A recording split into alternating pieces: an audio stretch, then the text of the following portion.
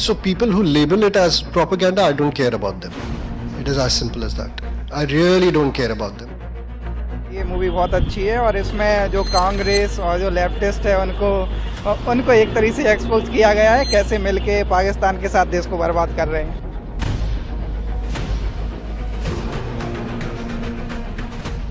Dhurandhar 2 the revenge आई और देखते ही देखते ये सिर्फ इंटरटेनमेंट की मूवी नहीं बल्कि एक नेशनल डिबेट बन गई। सोशल मीडिया पर आग लग गई। कुछ लोग बोले हैं कि ये देशभक्ति है तो कुछ चिल्लाए ये सीधा सीधा प्रोपेगेंडा है। लेकिन असली सवाल है, सच क्या है? क्या ये फिल्म सच दिखा रही है या केवल इंटरटेनमेंट पर्पस के लिए, या सच के नाम पर एक नरेटिव पुश कर रही है? सबसे पहले समझते हैं कंट्रोवर्सी शुरू कहां से हुई। फिल्म में कई ऐसे सीन्स हैं जो सीधे रियल लाइफ पॉलिटिकल इवेंट्स से इंस्पायर्ड लगते हैं, जैसे नोटबंदी, जिसे फिल्म में एक बोल्ड मास्टर स्ट्रोक की तरह दिखाया गया है।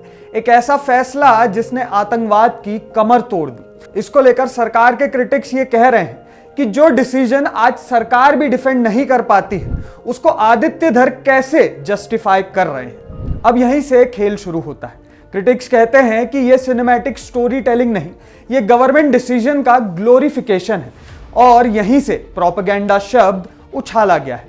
फिर आता है पाकिस्तान वाला एंगल। फिल्म में पाकिस्तान को क्लियर तरीके से विलन की तरह दिखाया गया है। टेरर नेटवर्क्स, कोवर्ट ऑपरेशंस और एंटी इंडिया प्लॉट्स। मूवी के सपोर्टर्स कहते हैं ये ग्राउंड रियलिटी है, लेकिन विरोध करने वाले बोलते हैं ये सिर्फ एनिमी इमेज को मजबूत करने का एक तरीका है ताकि ऑडियंस इमोशनली इस मूवी से अलाइन हो जाए। और फिर आता है वो हिस्सा जो सबसे ज्यादा चर्चा में है, नरेटिव बिल्डिंग। अब आप एक फिल्म में देशभक्ति, दुश्मन और पॉलिटिकल फैसलों को एक ही लाइन में जोड़ देते हैं तो वो सिर्फ स्टोरी नहीं रहती, वो एक परसेप्शन बनाना शुरू कर देती है। यही रीजन है कि कई रिव्यूज और डिस्कशंस में इसे हाइपर नेशनलिस्टिक और प्रोपेगेंडा लीनिंग कहा गया है। डायरेक्टर आदित्यधर की यह फिल्म जो सपोजिडली एक स्पाई थ्रिलर है, अचानक आरोपों के घेरे में आ गई। और आरोप छोटे मोटे नहीं, सीधा प्रोपेगेंडा के।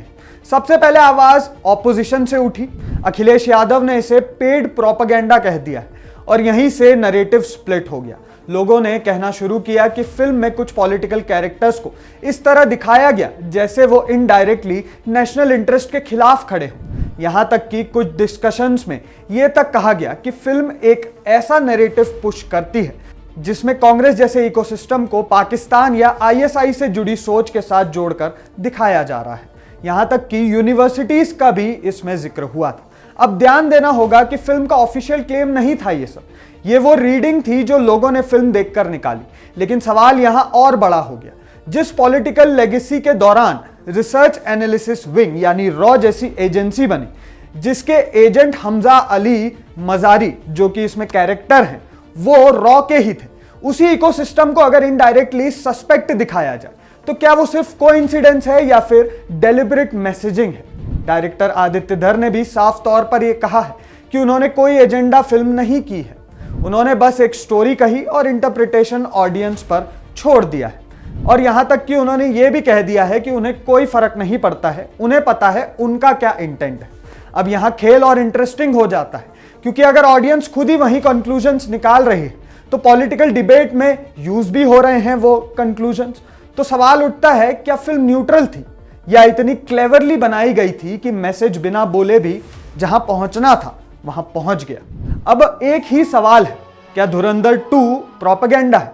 अगर आप इसे देखो एक लेंस से जहां पॉलिटिकल संकेत, नेशनलिस्टिक टोन और सिलेक्टिव पोर्ट्रेयल दिखता है तो हां, इसमें प्रोपेगेंडा के एलिमेंट्स साफ नजर आते हैं। लेकिन अगर आप इसे देखो एक सिनेमैटिक एक्सपीरियंस की तरह जहां रियल इवेंट से इंस्पायर्ड ड्रामा है, हीरोइज्म है, थ्रिल है, तो ये बस एक फिल्म है और कुछ नहीं। लेकिन सच्चाई शायद इन दोनों के बीच कहीं है। इसको लेकर कुछ लोगों का यह भी कहना है, जो लोग कह रहे हैं कि ये एक केवल फिल्म है, उनको ये कहा जा रहा है कि ये फिल्म है तो इसे फिल्म की तरह ही देखें। जिन चीजों को लेकर अब यहां पर पॉलिटिकल डिबेट्स में जो पॉइंट्स मूवी में दिखाए गए हैं उन्हें यूज किया जा रहा है, उन्हें भी फिर यूज नहीं करना चाहिए। अब इस पूरे मामले पर आपकी क्या राय है? इस पूरी मूवी पर क्या आपको भी लगता है कि धुरंधर 2 एक प्रोपेगेंडा है? आपकी राय आप हमारे साथ कमेंट बॉक्स में शेयर करना ना भूलें।